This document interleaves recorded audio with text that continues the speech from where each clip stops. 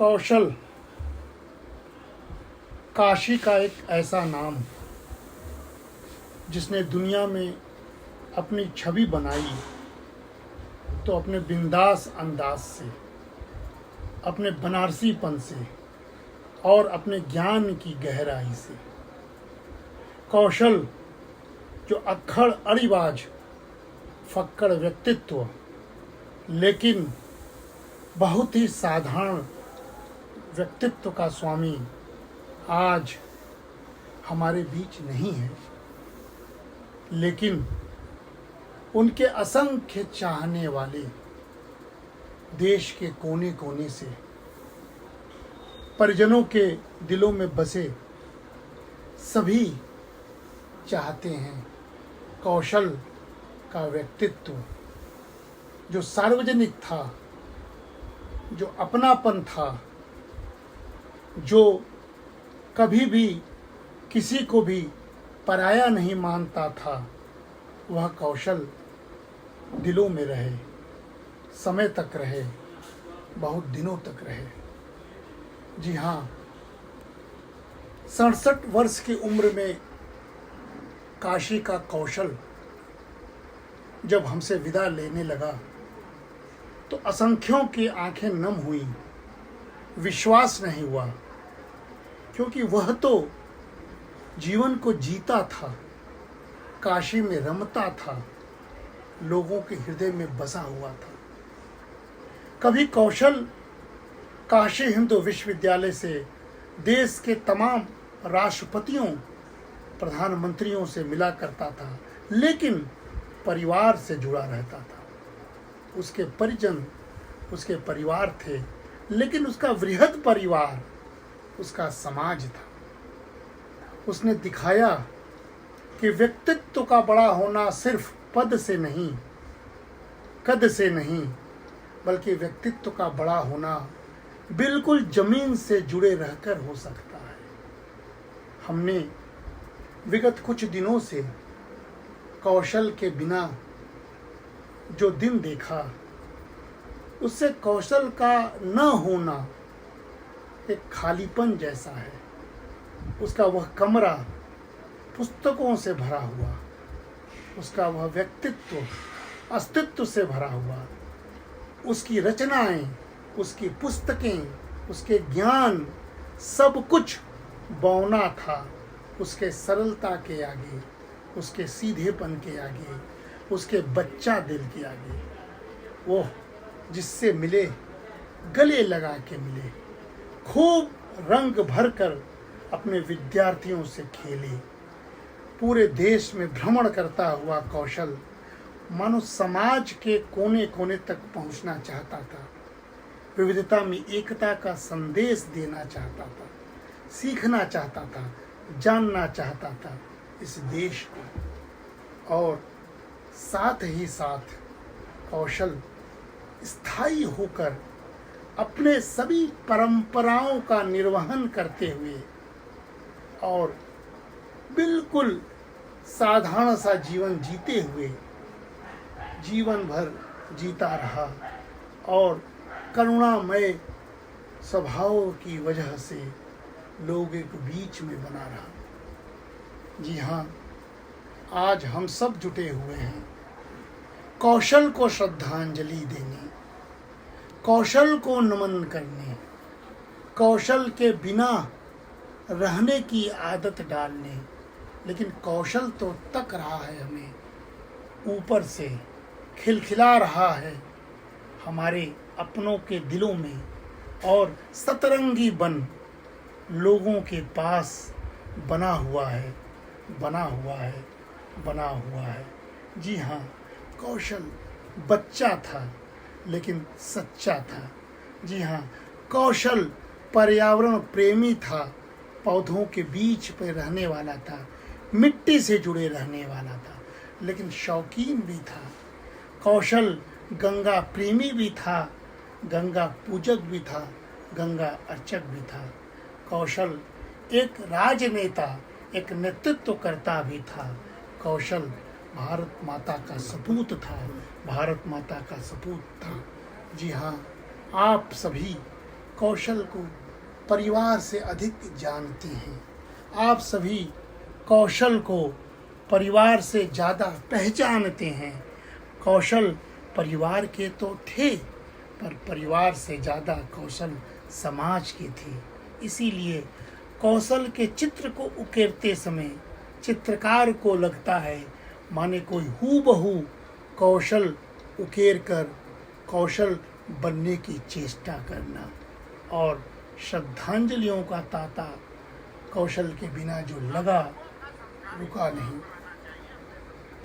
बोलिए। ब्राह्मणों को अपना संस्कार पर रहना चाहिए, अपने संस्कृति पर रहना चाहिए, अपने आचार विचार पर रहना चाहिए। नहीं रहेंगे तो ब्राह्मण कैसा हो जाएगा? ब्राह्मणोस्य मुखमासीत् बाहुराजन्यः कृतः ऊरो तदस्य जद्वैश्यः पद्भ्याङ्गुं शूद्रो अजायत। ब्राह्मण देवता की जय। पार्वती पते ब्राह्मण देवता की। केशवं माधवं ढुण्डिं दण्डपाणिं च भैरवं वन्दे काशीं गुहां गंगां भवानी मणिकर्णिकाम्। काशी विश्वनाथ की जय। गंगा मैया की जय। संकट मोचन हनुमान जी महाराज की जय। दुर्गा मैया की जय। जगन्नाथ भगवान की जय। सब देवताओं की जय।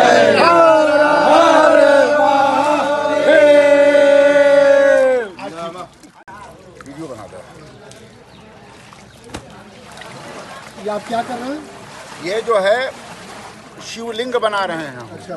काशी में इसी मिट्टी से शिवलिंग देखिए ऐसे बना करके ऐसे हाथ में ले करके ऐसे ही हाथ में रुद्राभिषेक भी कर दिया जाता था। तो शिवलिंग तो देखिए ठीक से बन नहीं पा रहा, मिट्टी गीली है ना, मिट्टी गीली इसलिए बन नहीं पा रहा है, लेकिन प्रयास तो मैं कर ही रहा हूँ। भाई शिव के प्रति समर्पित हो करके प्रयास कर रहा हूँ। गिर जाता तो हम क्या करिए यार, गजब बतियावत हुआ। लेकिन हम प्रयास करते ही देखा ये मट्टी को इस तरह करके ये मिट्टी जो है अमृत है, साबुन का बाप है ये। शरीर में आप लगाते हैं? शरीर में देखिए ऐसे लगा लीजिए, ऐसे लगा के रगड़ लीजिए, पूरा शरीर साफ हो जाएगा। ये देखिए ये एक औषधि है। ये औषधि का भी काम करता है। हाँ, औषधि का भी काम करता है। शरीर में देखिए लगा लिया। डॉक्टर साहब ये तो कमंडल नहीं, महाकमंडल है। ये कमंडल है, यही असली कमंडल है। अच्छा। इसको एकदम चमकना चाहिए क्योंकि इससे देव पूजा होती है। तो इससे देव पूजा जो होता है उसको एकदम रोज साफ होना चाहिए और गंगा जी की पवित्र मिट्टी से। आप कहाँ जल चढ़ाने जाएंगे इससे? तो सारे मंदिर में घूमेंगे, शिव के ऊपर अर्घ चढ़ाएंगे। महाराज जी के साथ मैं आदरणीय प्रोफेसर विश्वम्बर नाथ जी के साथ में बैठा हूँ, उन्हीं के साथ रहता हूँ, उनके साथ कई चीज सीख भी लेता हूँ। सीखने का काम भी उन्हीं से, क्योंकि उनके तो संस्कार में है। हम लोग जो है कुसंस्कारी हैं, वो संस्कारी व्यक्ति हैं, आराध्य हैं, पूज्य हैं, तो उनसे हम सीखते भी हैं। हम क्या बजा रहे हैं? राग मुल्तानी। हंसिए मत, आप संगीत का वो मत करिए। मैं राग मुल्तानी बजा रहा हूँ। संगीत समारोह आज जितने लोग देखने वाले उनको मुल्तानी पते नहीं होगा। आप बजा एक साल प्रैक्टिस करें तो एक साल प्रैक्टिस कर रहे तो हम बहुत बड़े वादक हो जाएंगे कहीं और अगले साल संकट मोचन मंदिर में परफॉर्म करेंगे। आपको कोई पूछेगा नहीं, बुलाएगा ही नहीं। क्यों नहीं बुलाएगा? जबरदस्ती पूछेंगे। संगीत के कलाकारों को नहीं रोक सकता, बुलाए क्यों नहीं? ये कौन सी बात है? जनता का कार्यक्रम है, जनता रहेगी। पाब्लो जी आपके गुरु हैं? हाँ, Pablo ji Guru. You are my गुरु। हाँ जी, you are my Guru. I am your disciple. Okay, हो गया ना? हाँ गुरु जी, आप बताइए थोड़ा समुद्र उसके ऊपर। देखिए, अगाध समुद्र है, अथाह समुद्र है, विराट समुद्र है, रामेश्वरम महान समुद्र है। हाँ। यहीं से 200 किलोमीटर पर राम सेतु है, जहाँ से भगवान राम ने बानरों की सहायता से पुल बनाया था, जिसको कांग्रेसी तोड़ रहे थे और वो कांग्रेसी तोड़ नहीं पाए। आज रामलला अयोध्या में विराजमान हो गए, राम सेतु की भी गरिमा बढ़ गई। तो ये महान समुद्र का दर्शन करिए। ये देखिए लहरें, लहरें हैं, दूर दूर तक जल ही जल है। इसके बाद श्रीलंका है और समुद्र का किनारा में देखिए श्रीलंका वहाँ दिखाई दे रहा है। श्रीलंका वो दिखाई पड़ रहा है। देखिए वो श्रीलंका, वो सामने श्रीलंका दिखाई पड़ रहा है। कोयम्बटूर है, कोलंबो है, कोलंबो है, कोलंबो है। देखिए पानी, जल देखिए, जल देखिए समुद्र भगवान का। जय हो समुद्र भगवान, जय हो। जय हो समुद्र भगवान का। पायसम हाँ? पायसम पायसम हाँ, पायसम हमरे क्या खीर कहा जा रहा है, यहाँ पायसम। हाँ, हाँ, बड़ा स्वादिष्ट। तब खींच के खा। अच्छा, आपके दिखाते देखा खीर के, ये है क्या खीर, हाँ, यहाँ कहा जा रहा पायसम। खाइए। अच्छा, आप रहा हूँ, देखिए पी रहा हूँ। लालच होता मैं तो उनके ललचा मार दवा यहाँ से, अब ललचा वही खरी डलते हैं। चौथा गिलास है। चौथा गिलास हम, चलो उस पर हम ताली बजाते हैं। ये हमारा संस्कार स्वतंत्रता के बाद आया। आप सोचिए कि हमारा अस्तित्व क्या है।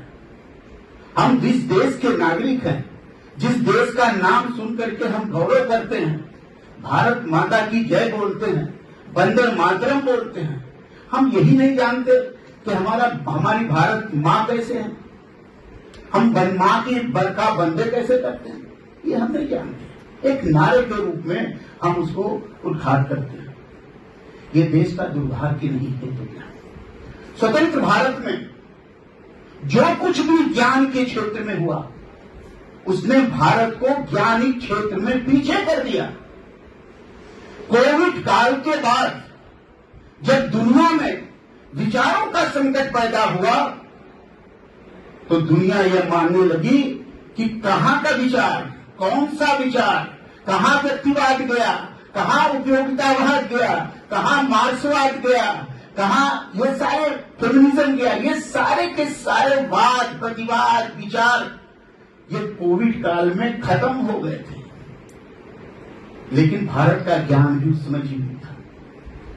कोविड काल के उस संकट काल में जब वैश्विक संकट था, भारत का ज्ञान ही दुनिया के लोगों को जीवन दे रहा था, जीवन का त्राण दे रहा था। ये आपको पता होना चाहिए। मैं आपको छोटा सा उदाहरण देना चाहता हूं। कोविड काल में हमारे एक अमेरिका में मित्र थे, डर्सन। अब वो आ गए, यहां फंस गए, सब लॉकडाउन हो गया, जाए तो कैसे जाए, हवाई जहाज बंद, ट्रेन बंद। हमने अपने घर में या अपने स्थान पर उनको शरण दी। मुंह बांधे रहते थे, डरते रहते थे, कांपते रहते थे, सांस ऊपर नीचे चलती रहती थी। जीवन रहेगा कि नहीं रहेगा उनको पता ही नहीं था। हम उनको घर ले आए। हमने कहा इसी घर में रहिए, हम जो खाते हैं वही खाइए, हम जैसे रहते हैं वैसे रहिए, हम जैसे जीते हैं वैसे जिए, आपको कोविड छू तक नहीं पाएगा। उन्होंने वैसा ही किया। पारिजात का पत्ता पीते थे, केले का रस पीते थे, मदार का दूध पीते थे, शिव की आराधना करते थे, नागेंद्र हारा यति लोचनाएं गाने लगे, नमामि मीशाम वाला राम की स्तुति गाने लगे। और आपको विश्वास नहीं होगा कि पूरे 1.5 साल तक वो काशी में रहे, और वो एक ऐसे व्यक्ति होंगे विदेशी जो बिना कोविड के छुए अपने देश में। ये क्या है? ये जीवन पद्धति है। भारत की ज्ञान परंपरा विद्वत्ता नहीं है। भारत की ज्ञान परंपरा कोई किताबी चीज नहीं है। भारत की ज्ञान परंपरा जीवन की पद्धति है, और जीवन की पद्धति से निकल करके जो ज्ञान आता है वो भारत की ज्ञान परंपरा है। किताब में नहीं लिखा। आपने टॉपिक दिया कि पंडित दीनदयाल उपाध्याय, भारतीय ज्ञान के प्रेरणा पंडित दीनदयाल उपाध्याय। मैं आपसे निवेदन पूर्वक कहना चाहता हूं, अगर आज पंडित दीनदयाल उपाध्याय जी यहां बैठे होते और आप उनके सामने विषय लाते तो नाराजी होते। प्रणेता कौन हो सकता है भारतीय ज्ञान का? भारतीय ज्ञान का व्याख्याता हो सकता है, भारतीय ज्ञान का विस्तारकर्ता हो सकता है, भारतीय ज्ञान का शोधकर्ता हो सकता है, भारतीय ज्ञान का कथाकार हो सकता है, लेकिन भारतीय ज्ञान का प्रणेता नहीं हो सकता। भारतीय ज्ञान का प्रणेता ऋत है, जिसको हम प्रकृति कहते हैं। दुनिया में एकमात्र भारत का ज्ञान है जो प्रकृति से संचालित होती है, जिसकी भाषा प्रकृति ने लिखी, ऋत ने लिखा, जिसको विस्तृत किया प्रकृति ने किया। इसलिए प्रकृतिवादी भारतीय ज्ञान मूल्य का एक प्रमुख स्रोत है। हम ज्ञान के स्रोत मान लेते हैं भारत के जैसे महेश जी ने कहा कि ज्ञान तो ज्ञान है, सो भारती क्यों लगाएं? अरे भैया, ज्ञान तो ज्ञान है, भारती नहीं लगाएंगे तो हम कैसे पहचानेंगे कि कहाँ का ज्ञान है? हमको ज्ञान भी तो पता होना चाहिए। एक और उदाहरण आपको देता हूं। आज के देश भर के विश्वविद्यालय में बड़े बड़े विद्वान घूम रहे हैं, इतने बड़े विद्वान घूम रहे हैं कि उनकी कल्पना आप नहीं कर सकते। जिस विश्वविद्यालय में जाइए वहां पहला सवाल उठता है कि do you know Indian knowledge system? हम कह दिया नॉलेज सिस्टम तो हम नहीं जानते, परंपरा जरूर जानते हैं। सिस्टम और परंपरा का जिसको तत्वार्थ बोध न हो, वो भारतीय ज्ञान परंपरा पर किताबें लिख रहा है। ये भारत का दुर्भाग्य है।